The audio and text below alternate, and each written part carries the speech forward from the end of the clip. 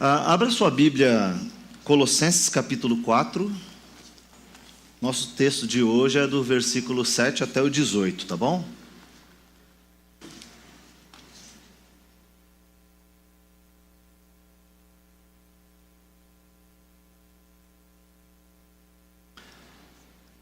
Eu lembro na minha adolescência, me converti aos 18 anos, né?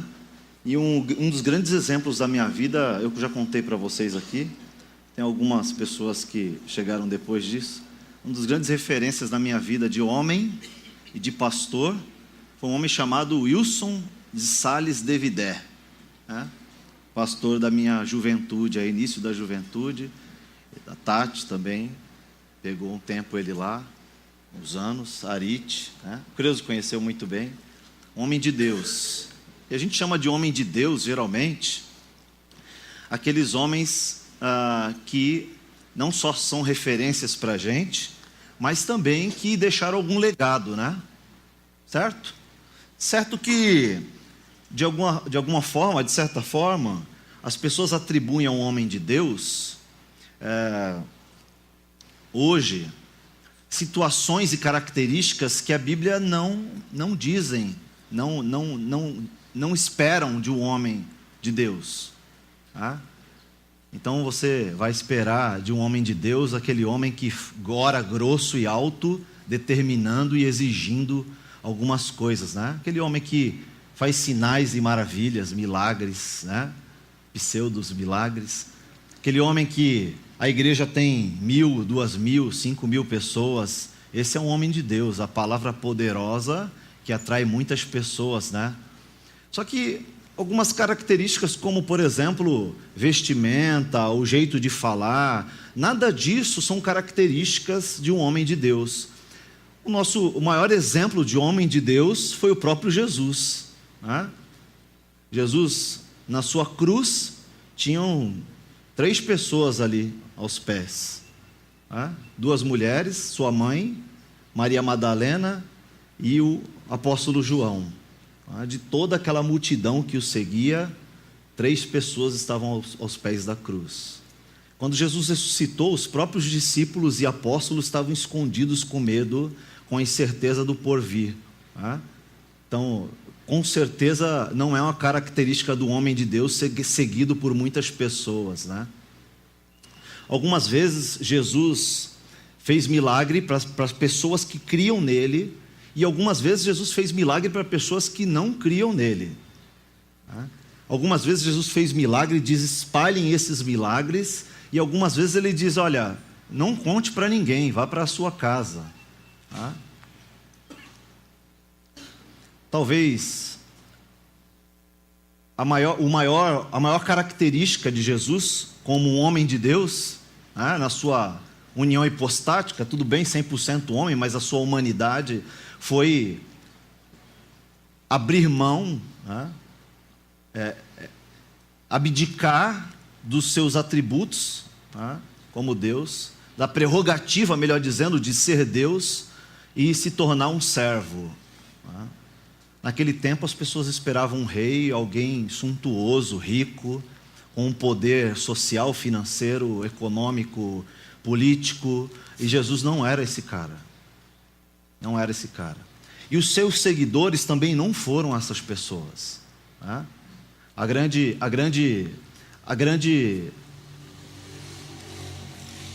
esperança, o grande destino, melhor dizendo, para os seus apóstolos era a morte, e uma morte de martírio, né? E a gente conhece a pessoa, o apóstolo martirizado pela morte dele. Mas antes disso, eles já eram dedicados ao martírio, antes de morrer. Então, o martírio ele não significa só a morte física, mas o fato de abrir mão da sua própria vida e viver em detrimento do próprio Deus, do próprio Cristo. Eles fizeram isso, eles abriram mão das suas próprias vidas, dos seus próprios desejos para viver por Cristo. E eu quero enfatizar um pouco isso nesse contexto aqui. Voltando ao meu pastor Wilson Devidé, ele era uma pessoa muito simples, pessoa de poucas palavras, sabe? Mas muito sábio quando falava. né? Não acumulou riquezas, no final da sua vida, quase morrendo, poucos anos antes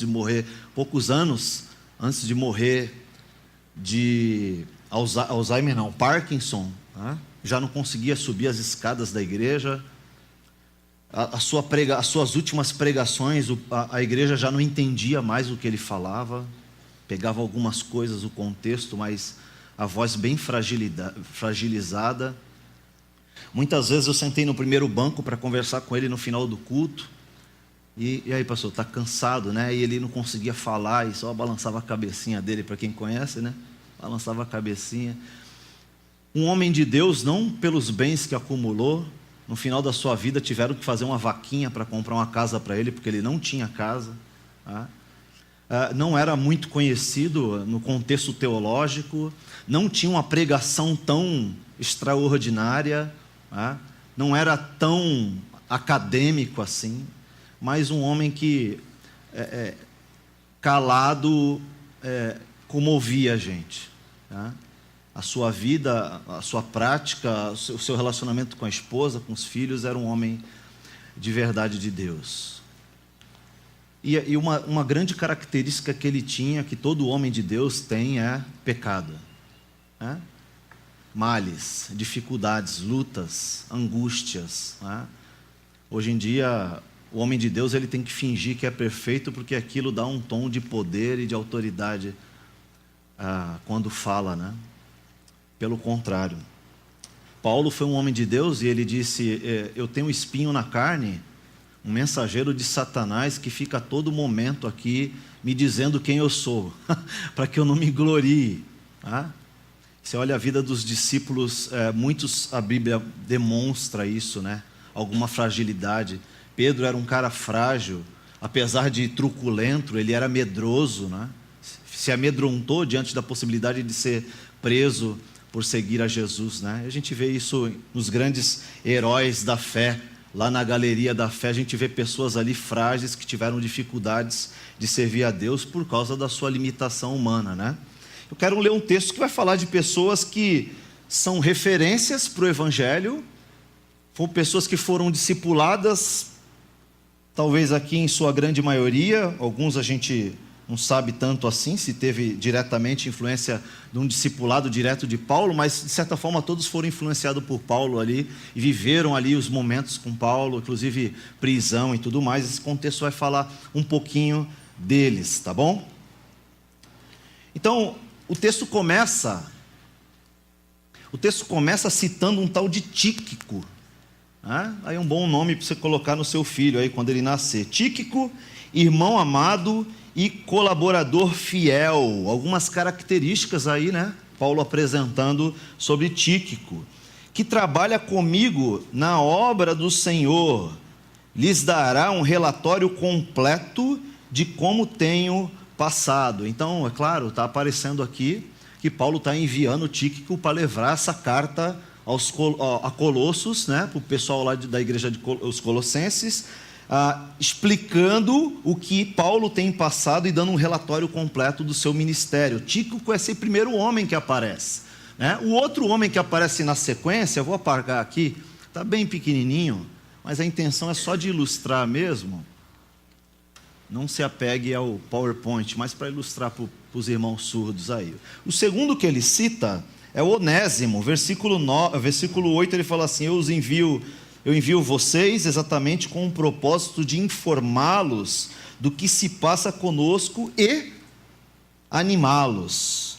Então, versículo 9, eu envio também Onésimo, irmão fiel e amado, que é um de vocês. Ele e Tíquico lhes contarão tudo que tem acontecido aqui. Tem sinal para tudo aí, mano? Todos esses nomes aí tem sinal ou não?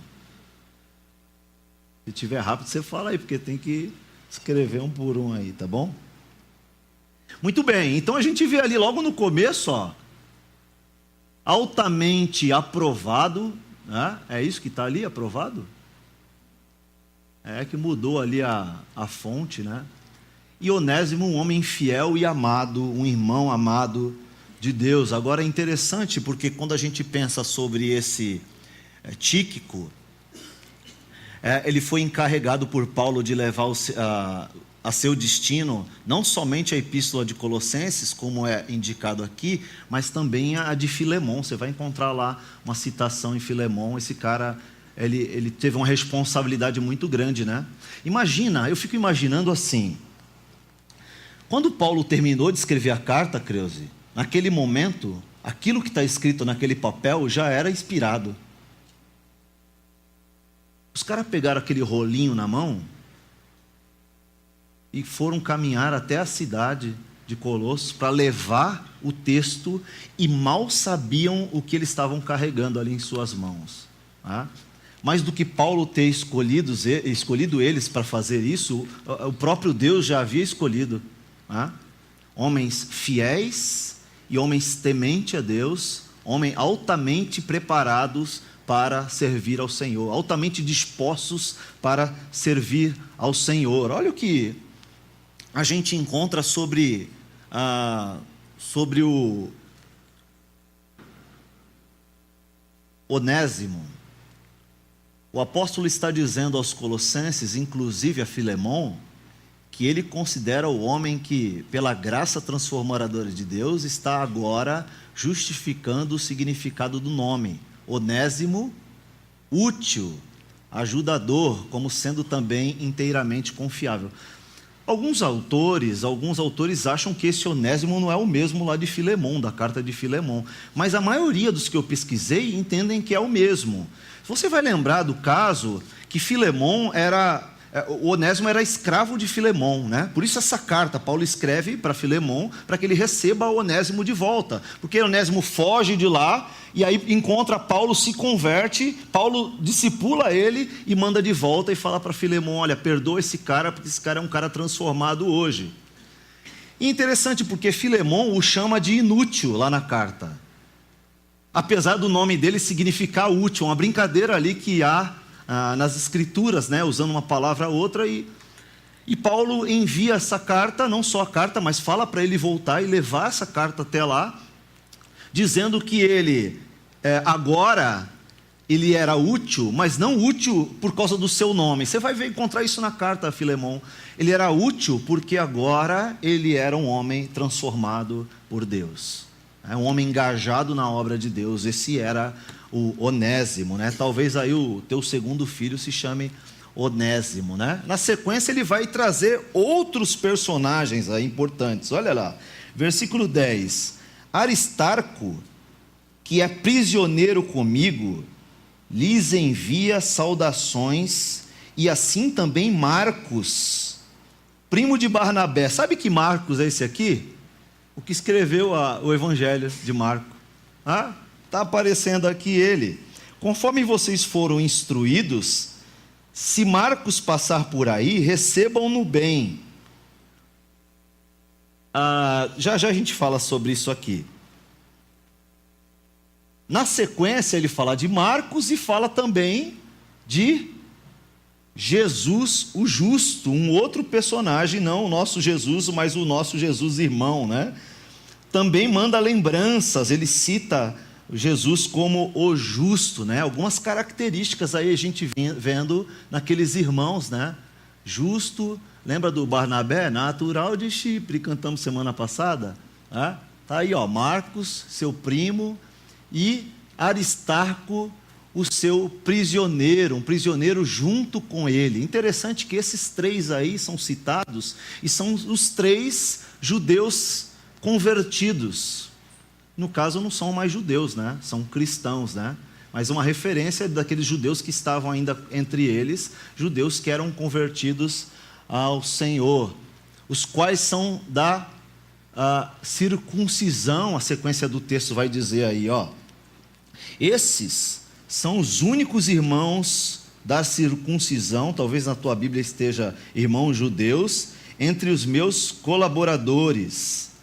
Eles trabalham comigo para o reino de Deus e tem sido um grande conforto para mim. Ou seja, eles eram pessoas que suavizavam, ou pessoas que acalmavam Paulo em meio à situação que ele estava vivendo, de prisão. de luta, né? Uma luta extrema que levava a cabo, uma luta que poderia causar até retaliações físicas, como foi, né?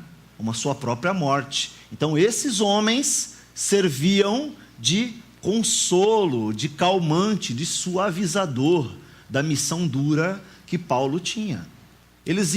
Paulo os inclui nessa luta, inclusive coloca Aristarco aqui como prisioneiro, um prisioneiro com ele, né?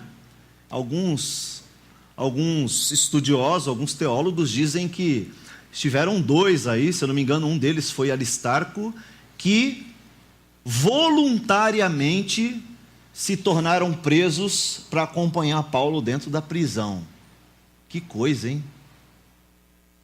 Que coisa, isso voluntariamente se colocaram como presos para participar ali das lutas de Paulo, também encarceramento, privação também na vida deles, né? Na sequência ele vai citar aí mais 3 homens, né? O primeiro deles no versículo 12 é Epáfras, que beleza, que é um de vocês e servo de Cristo Jesus, lhes envia saudação. E aí você vai lembrar que as igrejas, principalmente a igreja de Colosso, eram igrejas predominantemente igrejas gentias, de gentios, né? Gentílica, que chama, gentílica.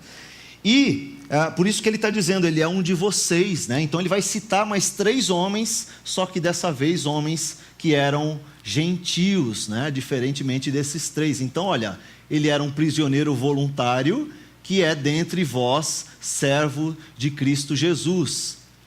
O evangelista de Colossos, Laodiceia e Herápolis, o qual se esforça sobremaneira e continuamente por vós nas orações. É esse o que o texto está dizendo. Para que vos conserveis, melhor dizendo, perfeitos e plenamente convictos em toda a vontade de Deus. Eram homens fiéis a Deus ou não? Eram homens que abriam mão das suas próprias vidas para servir e amar o outro, né? Viver uma vida de oração por amor aos outros, para que a vida dos outros cristãos fossem fortalecidas através da oração. Homens piedosos, sim, homens extremamente piedosos, mas também homens que tinham suas dificuldades, né? Já já a gente vai ver um que abriu mão de tudo isso num futuro, né? Paulo até elogia ele aqui no texto, mas no futuro ele dá uma fraquejada aí, meio que quase que perde a fé, talvez perde a fé, não sei. Muito bem, o segundo que ele cita é Lucas, olha aí no texto.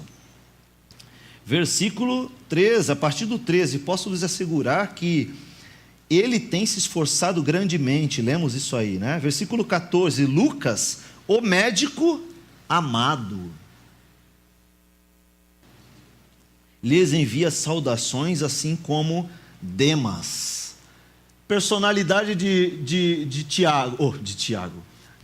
Lucas, uma pessoa de personalidade amável e leal ao ministério de Paulo, uma pessoa que acompanhou muito Paulo, amado pelo seu Senhor, pelos crentes em geral e por Paulo especialmente, uma pessoa muito querida na comunidade cristã naquele período, né? Demas também é citado aí, né? Também é um colaborador, né? Paulo fala sobre ele. Só que Demas foi esse cara que num futuro, Paulo ali que elogiou Demas, não elogiou, mas disse, ele é um dos nossos, está aqui entre nós e tal.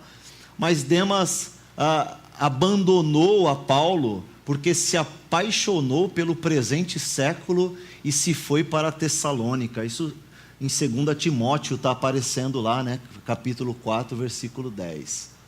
E com essa trágica declaração, Demas desaparece da história sagrada, né?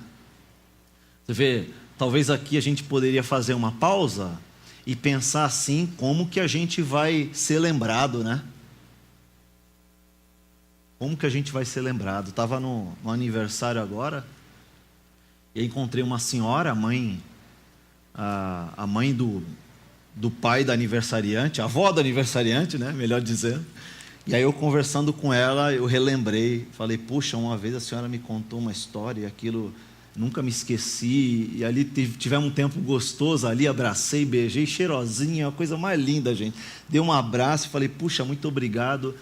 E aí eu me lembrei que ela lembrou do seu marido falecido como um homem de Deus, né? Ali, ele deitado ali, o corpo deitado no caixão. Eu conto aqui que eu fui, o Creuso estava lá também.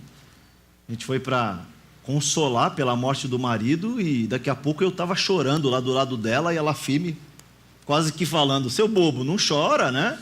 E eu, pretenso consolador, né? Pertença à quarta pessoa da Trindade, chegar até lá e consolar, não, eu vou consolar essa pessoa, e ela me consolou e me deu uma lição de vida que eu tenho certeza que nunca mais eu vou esquecer. Como é que você vai ser lembrado, né? Como é que a tua história vai marcar o tempo em que você passou por aqui?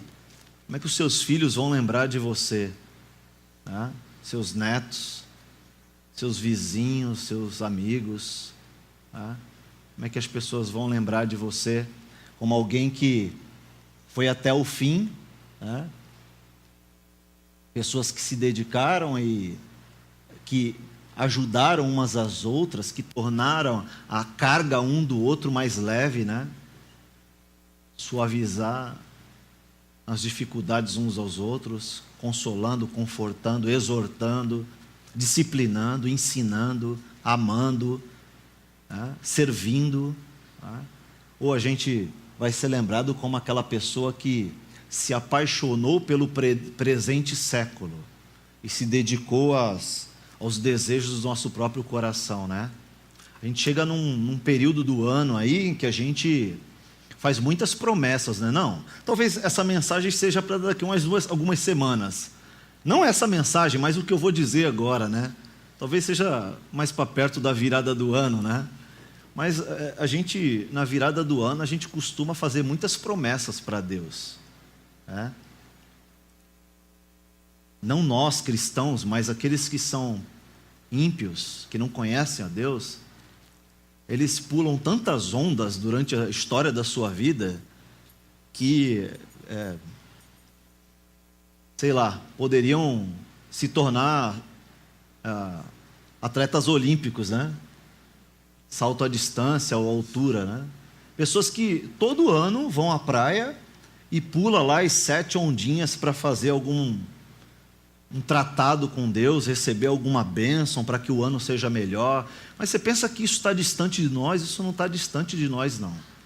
Final de ano a gente faz muita promessa, a gente ora a Deus, ajoelha, Senhor, olha, se o ano que vem mudar, minha situação financeira, meu relacionamento, meus filhos, meu trabalho, olha, se o ano que vem eu tiver uma promoção tal, eu vou ofertar. E a gente vai fazendo promessas para Deus e a gente jamais as cumpre, né? Não porque a gente é limitado pelo nosso pecado, mas porque a gente não cumpre aquilo que a gente se compromete com Deus. A gente espera muito de Deus e oferece muito pouco para Ele, né? Talvez esse seja um início de se perder no meio do caminho para as coisas desse mundo, né? Na sequência do texto ele diz assim, ó: mandem minhas saudações a nossos irmãos em Laodiceia e também a Ninfa e a igreja que se reúne em sua casa. Então ali ele estende, né, a saudação não só para aqueles irmãos, mas também irmãos que estão em outras localidades. Versículo 16: depois que tiverem lido essa carta, envia-na à igreja de Laodiceia, a fim de que eles também possam lê-la. E vocês leiam a carta que eu escrevi para eles, né? Versículo 17: e digam a Arquipo, cuide em realizar o ministério que o Senhor lhe deu. Esta é minha saudação de próprio punho, Paulo.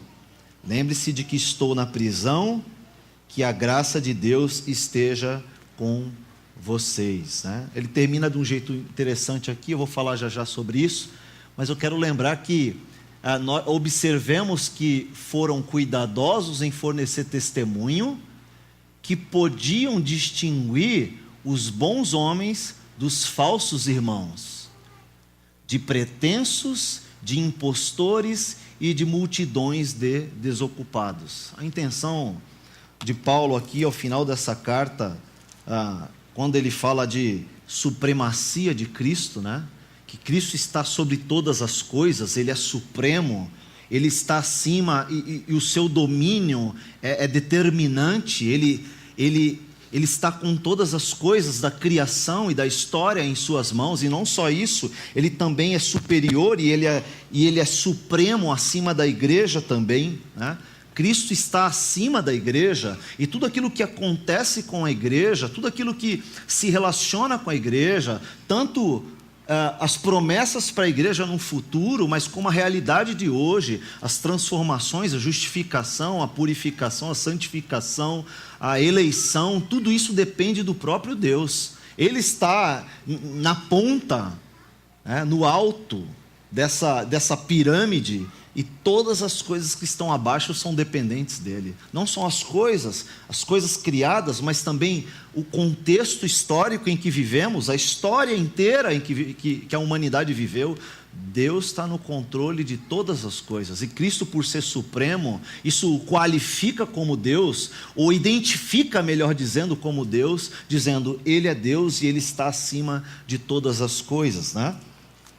Depois disso a gente vai e percebeu, né, durante essa exposição dessa carta, sobre a vida que há em Cristo, né, a liberdade que há nessa vida em Cristo, também quais são as instruções para essa vida, você como crente, você como marido, você como esposa, você como cristão, como filho, quais são as instruções de Paulo para a nossa vida hoje, em meio a uma vida de perseguição. Você vai lembrar de como eles viviam um período de perseguição, como o imperador perseguia os cristãos, e que momento da história se localiza essa carta, em que momento os cristãos estavam vivendo, não um momento só histórico, político, social, mas também que momento da igreja, que momento do cristianismo eles estavam vivendo, né?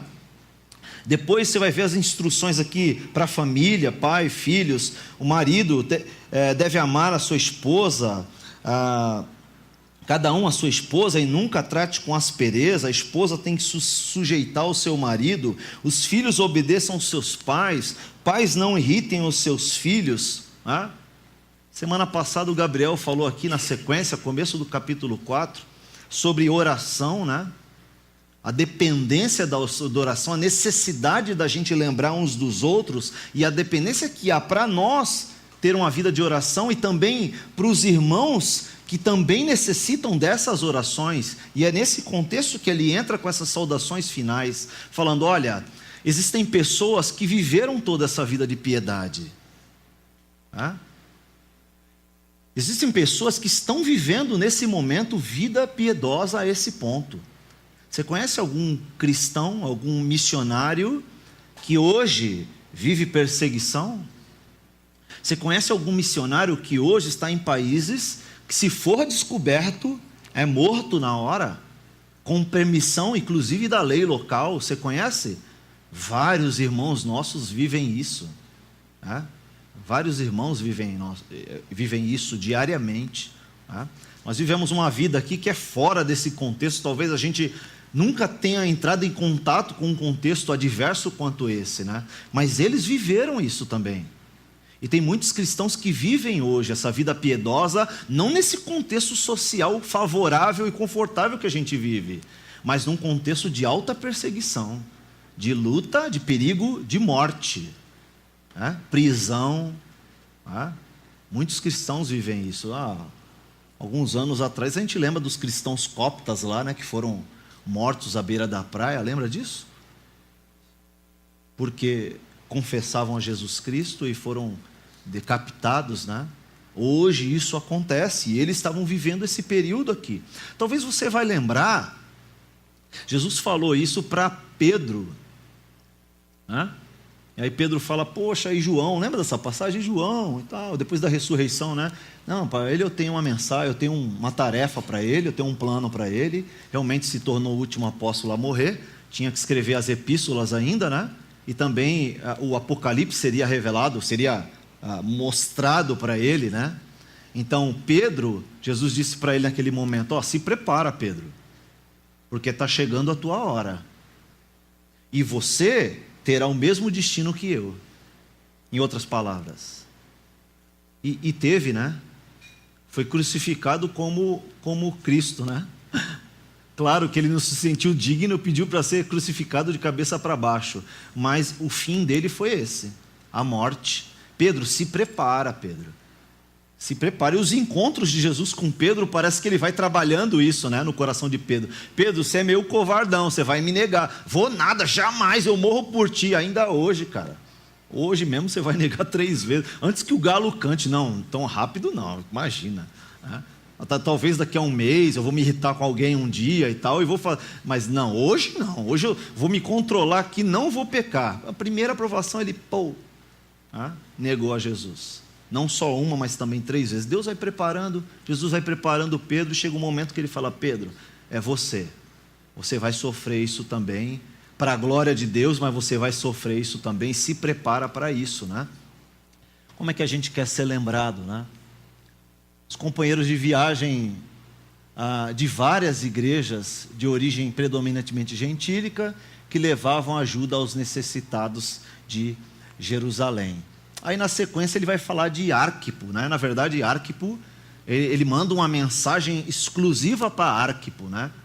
Depois de ter dito tudo isso, essa mensagem vai chegar nas mãos de Arquipo, e por algum motivo que ninguém sabe, ele mandou essa mensagem exclusiva para Arquipo, que era ali também uma exortação, uma advertência, mas também uma mensagem de ânimo, né? De fortalecimento, de esperança, me fugiu a palavra, de encorajamento, essa palavra, para Arquipo. Então ele diz: olha, atenda ao ministério que você recebeu no Senhor, atenta, né? Para que você cumpra isso. Talvez caiba uma pausa aqui também, né? Para a gente pensar: Deus me chamou para quê?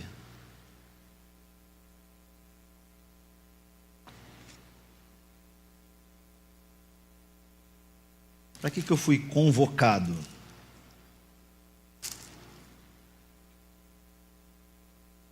Será que talvez o meu recuo em relação àquilo que Deus me chamou para fazer, será que isso não traz uma dificuldade da ideia de que eu entendo que Cristo é supremo? Talvez o mesmo exemplo de Demas, né? Talvez seja um alerta para Arquipo, né? Cuidado para não cair no erro. Lá na frente, Demas se perdeu. Talvez ele tivesse alguma... Eu estou elucubrando aqui, desculpe, né? Estou saindo um pouco do texto. Mas para a gente pensar na nossa própria vida, talvez, qual era a intenção de Paulo, qual que era o objetivo, o plano de Deus para a vida de Arquipo ali, naquele contexto, para que houvesse uma mensagem tão direta só para ele, né? Em meio a uma mensagem que era circular e era geral para todas as pessoas. A circular não era uma mensagem, uma carta dita circular, mas ela teve ali a sua circulação, né? Então, nada é dito a respeito da natureza desse mistério, nem não nos é dito porque Arquipo precisava ser admoestado. Mas cabe para a gente aqui a reflexão de que eu preciso pensar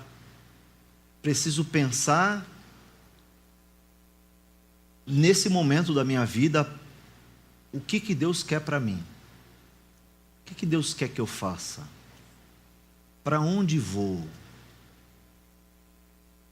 que Deus tem falado ao meu coração a respeito do que eu devo fazer? E quais as confirmações que Ele dá através da sua palavra? Veja que essa história de falar o meu coração, isso pode ser perigoso, né? Mas veja que as Escrituras, elas estão aqui para talvez não, para confirmar alguma experiência que você tem aí de entendimento de Deus, ou a própria confirmação acerca dos seus desejos, dos seus planos, e acerca daquilo que Deus quer exclusivamente para você, individualmente para você. Por que você veio parar aqui na PIB de Barueri? Qual é o plano de Deus para você aqui? Como que você será importante na vida dos irmãos aqui? A tua fidelidade, a tua dedicação, a tua piedade, o teu temor, a supremacia de Cristo sobre a tua vida e sobre essa igreja, como que isso vai acontecer? Em que arado você vai pegar?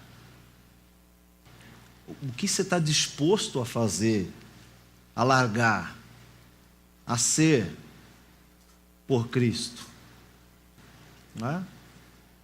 Perceba que há o risco iminente para todos nós, como ocorreu com Demas, de se perder nas questões desse mundo, né? Dessa vida.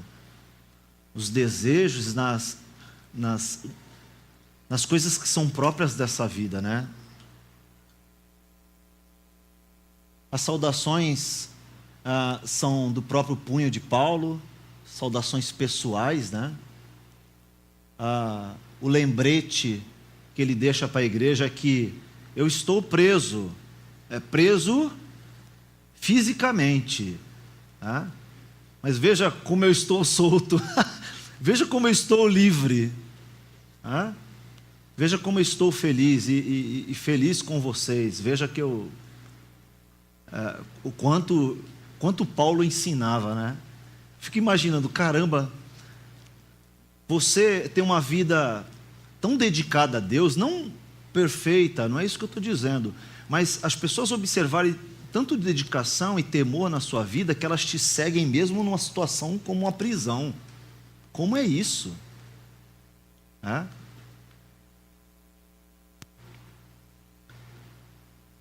graça seja com vocês. E aí ele parece uma coisa tão óbvia e simples, né? Mas a ideia é que a graça de Deus é o que nos basta, seja lá em que situação. E é interessante que ele não pede para que eles orem ou que eles clamem a Deus pela liberdade dele, né? Não pede isso. E aí a oração dele não é que a graça o alcance o livre da prisão, mas que alcance as pessoas que estão soltas, as pessoas que estão livres.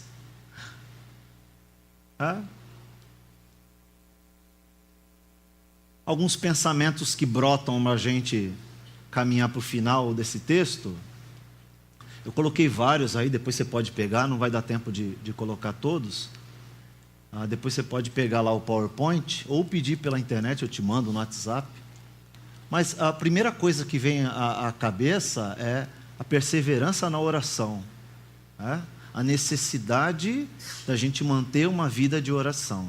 E quando eu digo isso, não é aquele momento que você se tranca no seu quarto e fica lá 2, 3 horas orando, não. É aquela ideia da vida discipular, né? Aquela ideia da vida em constante oração a Deus, né? Então, a todo momento você está ali ligado, né? No mundo espiritual, na vida, e orando e falando com Deus, misericórdia daquele, Senhor, abençoa aquele, misericórdia de mim, me livra disso, Senhor. Aquele contato, né, a todo momento, né? Então eu tenho uma vida caminhando com Creuze, eu não posso reservar um momento, não, essa não é um bom exemplo não, Creuze. No caso a Arite e o Creuze, eu e minha esposa né? Então a gente tem um relacionamento duradouro, né? Um relacionamento que será até que a morte nos una com Cristo. Bonito isso, né? Anota aí. Mas veja que eu não posso andar com ela o dia inteiro de mão dada e chegar no final do dia, sentar e falar assim, vamos conversar agora? Lembra no começo do dia que a gente quase foi atropelado? Caramba, o que foi aquilo, né? Lembra na hora do almoço, aquela comida não estava muito boa, né? Não faz sentido esse tipo de relacionamento, faz? Não faz. Mas a gente faz isso com Deus às vezes. Então, a vida constante de oração perseverante é uma coisa que me lembra desse texto aí. Outra coisa que me lembra também é manter-se alerta com ações de graças, né? E fala que uma das formas de você se encher do Espírito, ou a forma de encher do Espírito, é cantando hinos, salmos e cânticos espirituais, né? Uma forma da gente agradecer a Deus e se encher de Deus, tá? Lembra que Paulo estava preso, né? Terceira aí, ó, orando ao mesmo tempo por nós, para que Deus nos abra a porta para a mensagem, né? Abra a porta para eu sair da cadeia? Não, que Ele abra portas para que eu pregue o Evangelho. Quarto, orando a fim de que se torne claro e possa falar como devo fazê-lo. Não somente é importante o que dizer, mas também como fazer, tá? Aproveitando ao máximo as oportunidades, a fim de que saibam como responder a cada um. Toda a minha situação os informará Tíquico, tá? Ou seja, não sei porque eu botei essa, não faz sentido. Onésimo, irmão fiel e amado, Marco, primo de Barnabé, se ele for a vocês, recebam-no. Também não sei porque eu botei essa, mas eu vou ficar nessas primeiras aqui que eu achei mais legal. Perseverança, mantendo-nos alerta, ações de graça, orando ao mesmo tempo por vós, orando a fim de que se torne claro o que se deve fazer, né?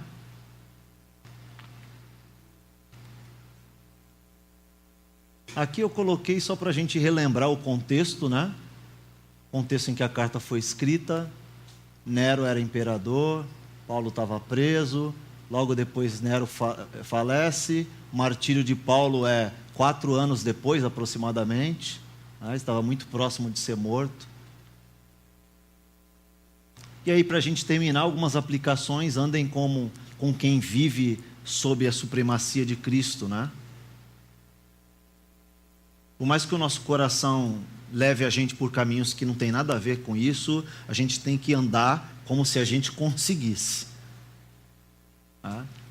Determinado como se a gente conseguisse viver sempre assim, tá?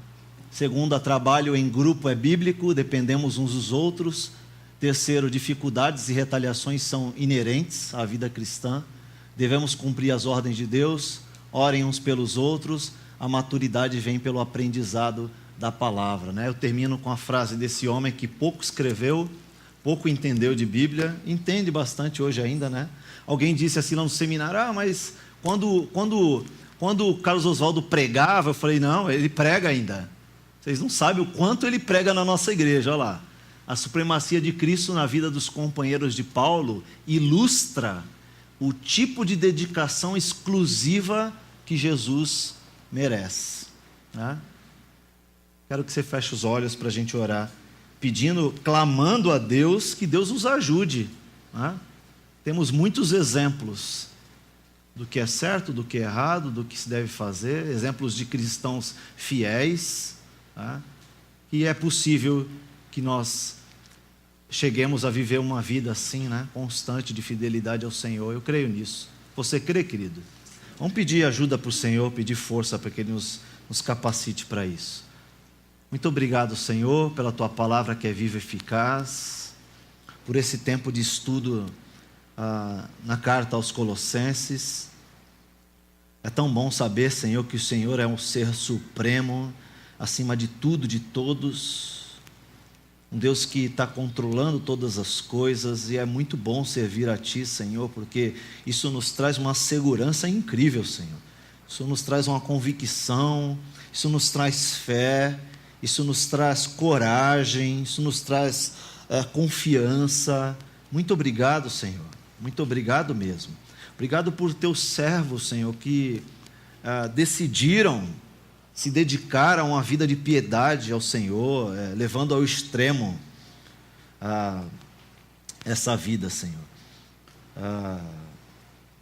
Nós queremos pedir ao Senhor, clamar ao Senhor, que o Senhor nos capacite, Senhor, porque nós somos muito fracos, nós cedemos muito facilmente, e nós precisamos do Senhor, porque sem Ti nada podemos fazer, Senhor. Precisamos reconhecer a sua supremacia em nossas vidas, reconhecer a supremacia do Senhor sobre a igreja, mas não só isso, Senhor. Precisamos também saber como viver e praticar esse viver dependente do Senhor, que as nossas ações a cada dia, Senhor, demonstre a fé nessa tua supremacia, nesse teu controle, nesse teu poder. Por favor, nos ajuda, porque nós muitas vezes falhamos disso. Nós pedimos assim em nome de Jesus, amém.